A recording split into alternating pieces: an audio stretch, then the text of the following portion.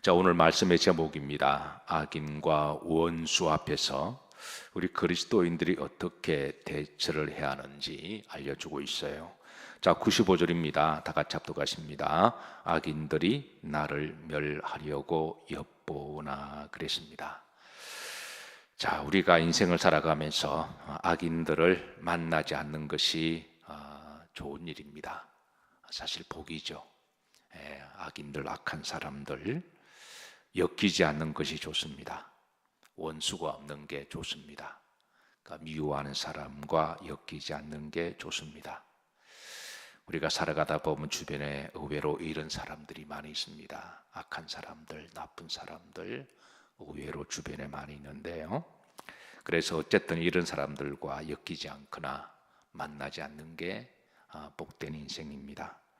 지금까지 여러분들이 살아오시면서 나는 이런 사람들과 한 번도 엮인 적이 없다 그러시면 여러분 감사하시기를 주의 이름으로 축복합니다. 자, 그런데 어찌 살다 보면 본의 아니게 이런 사람들을 만나기도 하고 엮이기도 하고 때로는 원수가 본의 아니게 생기기도 합니다. 오늘 시인은 이런 사람들을 만났을 때 어떻게 대처하는지 우리들에게 이제 알려주고 있는데 첫 번째 이렇게 고백합니다. 따라서 하십니다. 나는 주의 것이오니 그랬습니다. 주의 것이라고 하는 것은 하나님의 소유물이라고 하는 것이죠. 그러니까 하나님은 나의 주인이시다. 나는 하나님의 자녀다. 나는 하나님의 백성이라는 거죠. 이것은 다른 말로 하면 이 시인은 자신의 정체성을 고백하고 있습니다. 나는 누군가? 나는 어떤 사람인가? 나는 하나님의 사람이다. 하나님의 자녀다. 나는 그리스도인이다. 만약에 우리가 하나님을 믿는 사람이 아니라면 자, 이렇게 가정을 한번 해봅시다. 내가 만약에 그리스도인이 아니라면, 나에게 만약에 신앙이 없다면, 믿음의 정체성이 없다면, 자, 이러면 나를 힘들게 하는 사람에게 같이 힘들게 할 수 있습니다. 머리가 나쁜 것도 아니고 방법이 없어서도 아니고 믿는 사람들도 웬만큼 다 배웠기 때문에 얼마든지 똑같이 그렇게 할 수가 있죠. 나에게 욕을 하는 사람에게 같이 험악한 말로 욕도 할 수도 있고요. 나를 아프게 한 사람도 똑같이 아프게 할 수도 있고 나를 공격한 사람에게 공격할 수도 있습니다. 만약에 신앙이 없다면 우리가 그리스도인이 아니라면 뭐 못할 게 뭐가 있습니까? 오히려 이자까지 두둑하게 쳐서 더 복수를 할 수가 있죠. 그런데 우리가 그렇게 할 수 없는 분명한 이유가 있습니다. 그 머리가 나빠서도 아니요, 힘이 없어서도 아닌, 사람이 좋아서도 아닌 다른 이유가 아니라 근본적인 이유는 따라서 하십니다. 제가 그리스도인입니다. 믿는 사람이기 때문에 오늘 시인은 원수들 앞에 그렇게 다짐합니다. 악인들이 나를 죽이려고 엿보고 엿볼 뿐만 아니라 그동안 여러 악한 짓을 했죠. 그래도 내가 똑같이 악인처럼 하지 않는 것은 바로 나는 하나님의 자녀입니다. 이게 정체성. 나는 그리스도인입니다. 이것이 가장 큰 이제 우리 행동과 우리 삶을 제어하고 또 우리를 돌아보게 만드는 첫 번째 이유가 되기도 합니다. 실제로 그렇게 살아가는 성도는 복이 있습니다. 나는 그리스도인입니다. 누구냐? 나는 하나님의 자녀입니다. 우리가 하나님의 자녀라는 말은 교회에 올 때만 사용하는 것도 아니고 그리고 교회에서 어떤 일을 할 때만 직분 받을 때만 고백하는 게 아니라 내 삶의 현장에서 내가 일할 때도 인간관계 할 때도 누구를 만날 때도 내 삶에서 우리가 자주 질문해야 되고 대답해야 될 분명한 정체성인 줄로 믿으시기를 주의 이름으로 축복합니다. 만약 교회에 왔으만 우리가 예수님을 믿는 사람이고 교회에 왔으면 나는 그리스도인이고 교회 안에서만 하나님의 자녀고 교회 밖에 나가는 순간은 I am free다. 나는 자유다. 사람을 만날 때 그런 정체성을 기억하지 않는다면 우리의 신앙을 다시 한번 점검해야 되고요. 그 신앙은 자기도 모르게 소위 외식주의 신앙이 될 수가 있으니 우리의 정체성을 우리는 교회 안과 밖에서도 늘 동일하게 기억하고 살아가야 할 줄로 믿습니다. 주님께서도 원수들에 대해서 이렇게 우리들에게 가르침을 주세요. 자, 마태복음 5장 38절입니다. 합독합니다. 또 눈은 눈으로 이는 이로 갚으라 하였다는 것을 너희가 들었으나. 자, 우리가 듣습니다.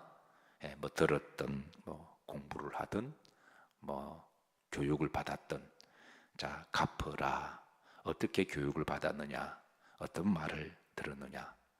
예수님 당시만 하더라도 소위 이제 고대에서 내려오는 최고의 법전 중에 하나가 여러분 함무라비 법전 잘 아시잖아요. 함무라비 법전은 당시에 고대에서는 몇천 년 동안 주님 계시는 동안 내려왔던 보편적인 가장 최고의 법전으로 여겼죠.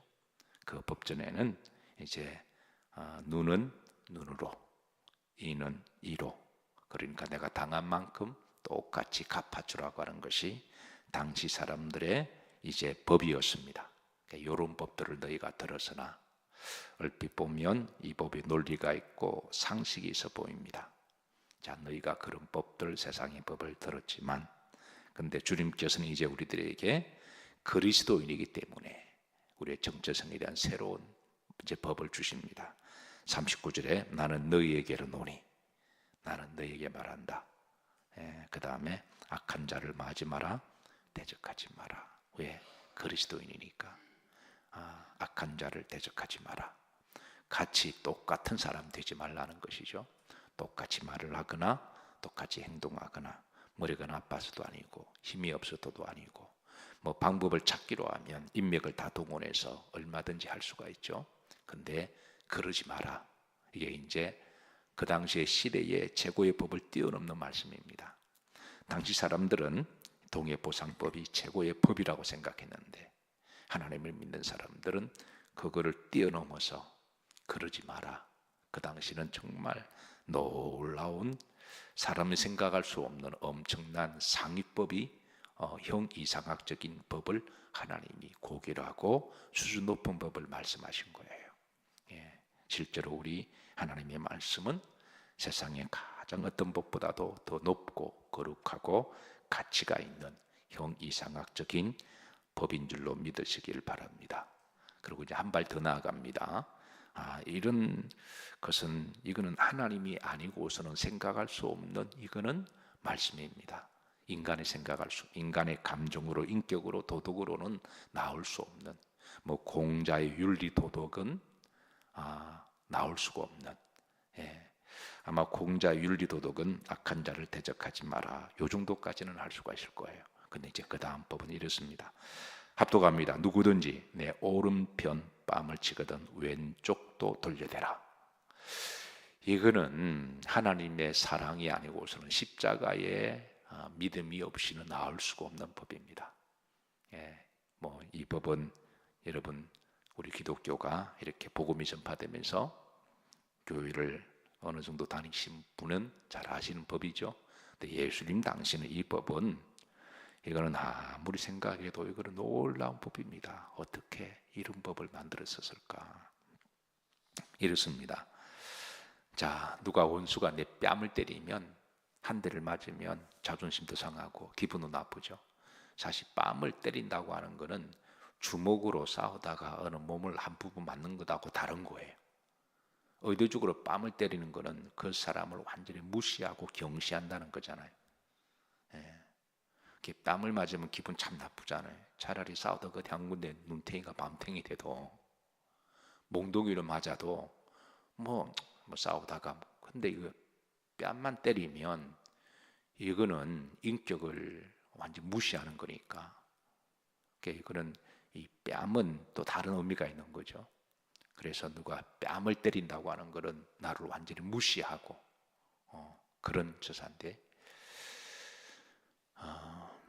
그런데 이 한쪽을 맞으면 다른 쪽을 대어주라는 거예요. 야, 이런 발상은 이거는 인간이 할 수 없는 발상입니다. 이거는 오직 예수님만, 십자가에 지신 예수님만 할 수 있는 법이죠. 자, 그런데 말씀을 좀 더 보십시다. 내가 일전에 이 부분을 말씀드렸는데 다시 한번 되새깁시다. 자, 누구든지 내 오른편 뺨을 치거든 그랬습니다. 그러니까 우리가 뺨을 맞을 때 여러분 오른쪽 뺨을 한번 대보세요. 누가 여러분은 뺨을 쳤는데 오른쪽을 맞았습니다. 네. 그러면 상대가 오른쪽으로 때리려면 어떤 손으로 때려야 되나요? 헷갈리시면 오늘 집에 가셔서 한번 해보세요. 남편하고 아내하고 한번 가족들하고 모여서 한 번씩 재미삼아 한번. 내가 오른쪽을 맞으려면 상대가 왼쪽 손을 써야 이제 오른쪽 뺨을 맞게 되는 거죠. 근데 예나 지금이나 예수님 당시만 하더라도 주로 사람들이 오른쪽 손을 썼거든요. 그 왼쪽 잡이 손이 아니라 오른쪽 손을 쓰는 시대였기 때문에 일반적으로 이제 오른쪽을 치게 되면 왼쪽 뺨을 맞게 돼 있잖아요. 근데 왜 주님은 오른뺨을 맞았거든 그랬을까요? 당시에는 그 노예들을 뺨을 때릴 때에 아니면 노예는 아니더라도 이 사람을 완전히 내가 무시하고 경시하고 인격을 영혼을 짓밟을 때는 손등으로 뺨을 쳤습니다. 그러니까 오른쪽으로 치려면 손등으로 쳐야 그 사람의 오른쪽을 맞게 되는 거죠.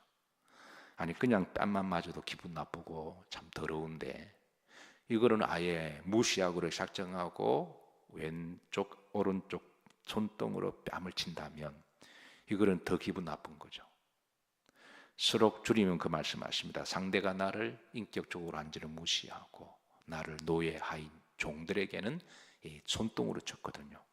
그러니까 너를 그렇게 한다고 할지라도 그러면 이제 다른 편을 돌려대라. 이것이 주님의 가르치심입니다. 이것이 바로 왜 그래야 되냐? 내가 너희에게 말하노니 너는 누구 때문에? 그리스도이기 때문에 아니냐? 여러분 억울한 일이 있으신가요?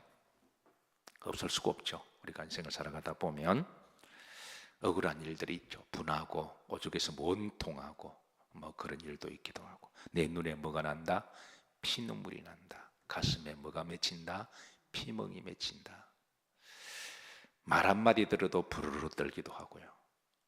근데 말 한마디 들어도 부르르 떠는 것에 비하면 정말 원수가 손등으로 뺨을 척 때리고 무시하고 나를 죽이려고 할 때 그때 얼마나 억울해요. 원통하고 분하고. 그럴 때 여러분 어떻게 하시나요? 그냥 같이 파르르 들면서 견디지 못하고 그렇다면 아직까지 우리의 인격과 믿음의 수양이 덜 됐다고 보면 됩니다. 물론 그런 일이 없기를 바라는데 그게 좋은 건 아니지만 근데 우리가 살아가다 보면 그런 일을 만난다 안 만난다? 만나기도 하죠. 때로는 내 가까이 있는 사람이 그런 일을 당할 때 더 아픔이 있죠. 때로는 그 사람이 나와 함께 사는 사람일 때 때로는 그 사람이 나의 부모가 될 때 아동학대가 그렇게 잔인한 것은 내가 보호받고 사랑받아야 할 대상 내가 그렇게 믿어야 할 대상 사실 부모는 자식에게 있어서 자식의 어려운 문제를 만나면 보호를 해줘야 된 넉넉한 울타리잖아요. 또 아이들은 심리적으로 내가 어려운 문제를 만나면 부모님은 나를 보호해준다. 누가 뭐래도 나의 부모는 나를 내 편이다. 이런 마음을 가지고 있는데 그런 아이에게 부모가 학대를 한다. 그러면 그 아이가 받는 정신적인 스트레스는 그거는 다른 거와 또 다른 차원이기 때문에 아동학대가 심각한 범죄가 되기도 하고 그런 걸 경험한 아이들이 나중에는 적개심을 가지고 사회에 나가서 이제 무슨 짓을 할지 모르는 때로는 광기의 살인자가 되기도 하고 연쇄범이 되기도 하는 그 잠재적으로 그 악한 짓을 하는 그런 사람으로 이렇게 키우게 되는 것이죠. 어쨌든 이런 일들이 우리 주변에 의외로 적지 않아 있습니다. 자, 그런 일이 없기를 바라지만 그러나 그런 일이 있을 때 자, 우리 그리스도인들은 어떻게 될 것이냐? 어떻게 될 것이냐? 오늘 시인을 통해서 우리가 답을 얻어야 합니다. 그리고 주께서 말씀하십니다. 내가 너희에게 이르노니 너희들은 누구다? 그리스도인이다.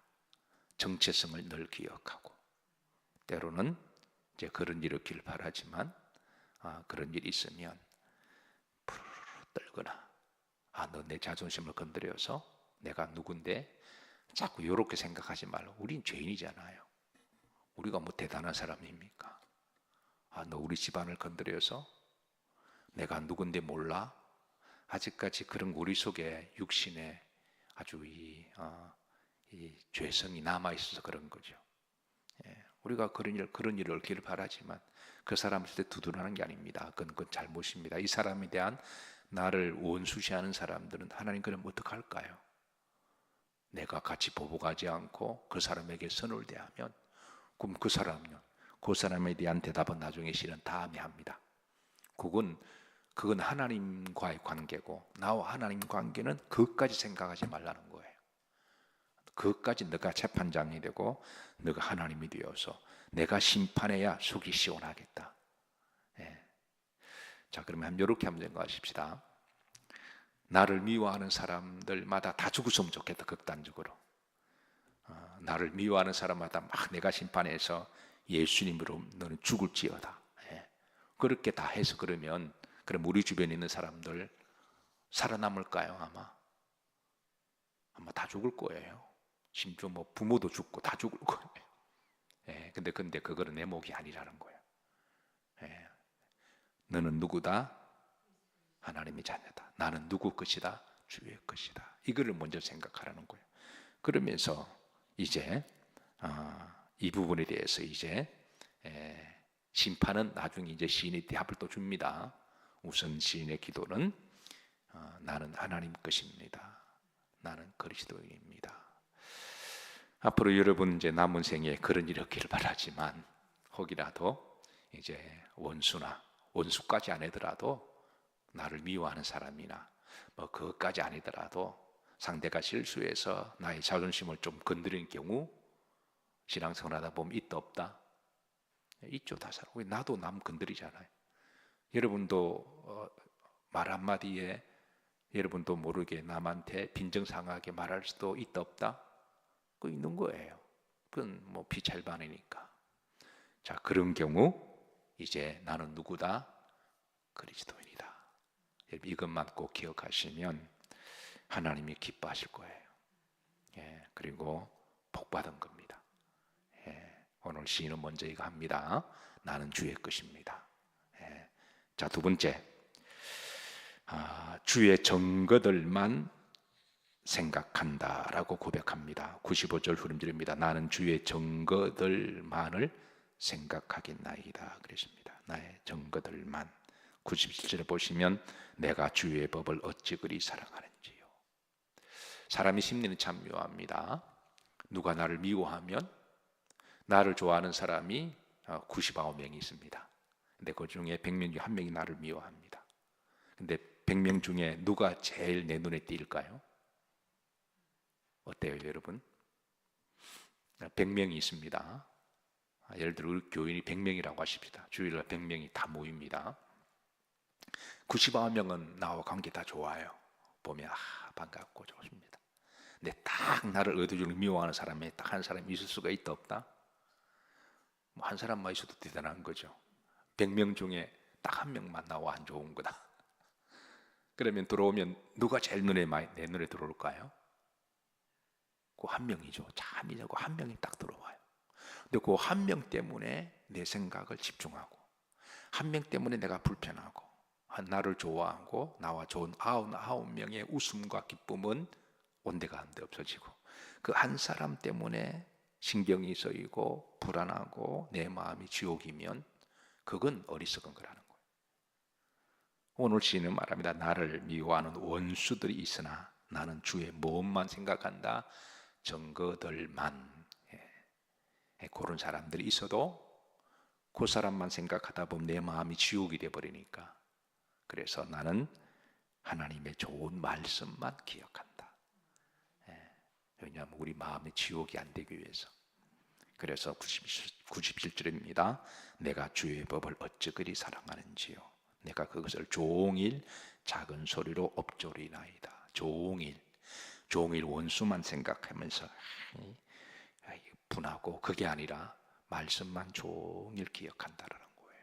이게 바로 이제 우리 그리스도인들이 이 시험을 이기는 비결입니다.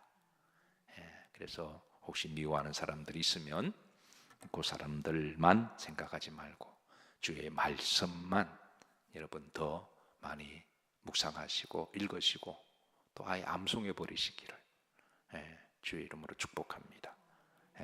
자, 세 번째 96절입니다. 자, 합독합니다. 내가 보니 모든 완전한 것이다. 무엇이 있어도 끝이 있다. 이게 이제 그 사람이 아무리 악인들이 완전하게 플랜을 짜고 나를 완전하게 힘들게 해도 다 끝이 있다는 거예요.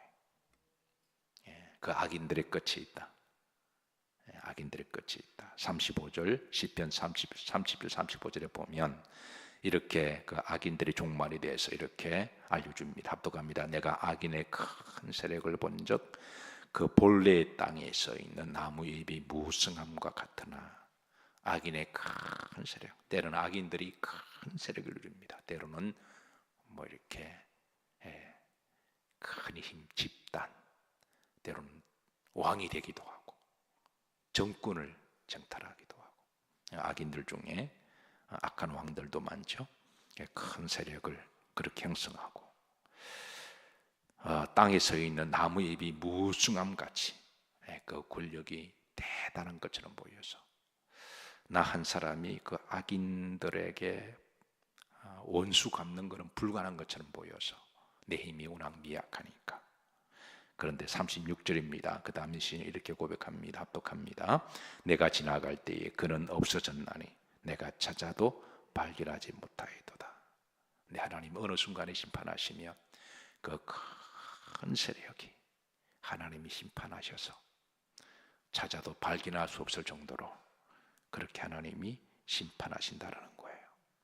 때가 되시면 하나님은 그 나무를, 큰 잎이 무성한 나무를 송두리째 뽑아서 없어지게 하시든지 불에 홀라당 타버리게 하시든지 그렇게 될 때가 있을 거라는 거예요. 그래서 그 일은 다 끝이 있으니까 하나님께 내어 맡기고, 나는 하나님과 관계에 있어서 나는 누구의 것이다? 하나님의 것이다. 나는 주의 말씀만 뭐하겠나이다?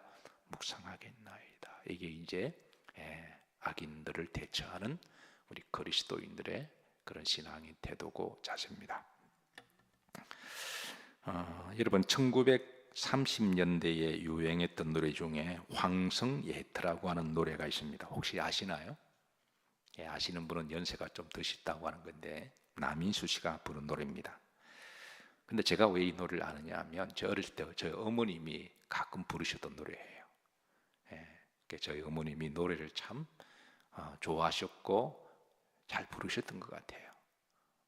그래서 어머님은 그 당시 신앙생활을 하지 않으셨으니까 인생이 힘들고 어려우면 막걸리 한 잔 딱 드시고 그렇게 이제 그 당시 노래들을 쭉 부르셨는데, 그럴 때 내가 자주 들었던 노래 중 하나가 황성예터의 밤이 되니 월색만 고요해 라고 부르셨는데, 제가 조금씩 자라면서 우리 어머님이 상당히 철학적이신 분이셨구나, 험악한 인생을 살아가시면서 때로는 그 이제 가요 중에 시사를 반영하고 인생을 반영하는 그런 철학적인 은유법적인 그런 시적인 노래들이 많이 있잖아요.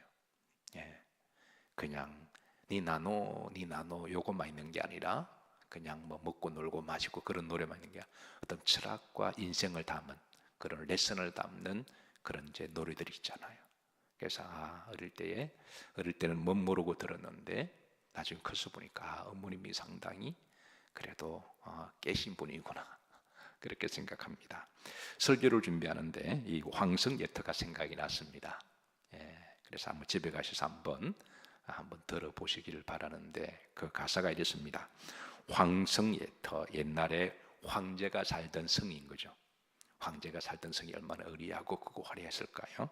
그런데 그 황성 예터에 밤이 되니 월색만 고요해 배허에 서린 회포를 말하여 주노라. 아, 외로운 저 나그네 홀로의 잠 못 이루어 그 슬픈 벌레 소리에 마루시 눈물 줘요. 그러니까 한때 아무리 황제가 권력을 쥐고 그리고 비단 옷을 입고 그 털을 거느려서 그렇게 해도 화무 11원이라는 거예요. 세월 지나 보니까 그 황성예 때는 온데간도 없어서 그게 잡초만 무성하게 자라서 지나가는 나그네가 볼 때 그 옛날의 황성예터의 그때를 바라보며 아, 인생은 참 무성하다. 이제 그거를 노래하는 게 바로 이제 황성예터라고 하는 건데, 오늘 본문에 보면 그렇습니다.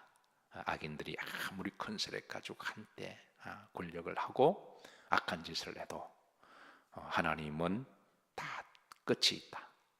하나님이 심판하신다. 그래서 그 일은 하나님께 맡기고, 그러나 이제 우리는 어떻게 해야 될 거냐? 살아가다 보면 때로는 원수도 만나고, 없는 게 좋습니다. 근데 엮이게 되거나, 원수까지 아니더라도 미워하는 사람과 엮이게 되거나, 이런 사람들이 있을 때 우리 그리스도인들이 어떻게 해야 되느냐? 기억하십시다. 따라서 하십니다. 주여, 나는 주님의 것입니다.